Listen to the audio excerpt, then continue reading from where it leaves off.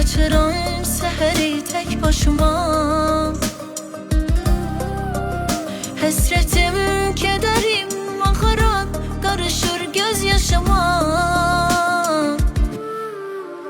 Değersiz olmuşam, bezmişem, yorulmuşam bəskədər.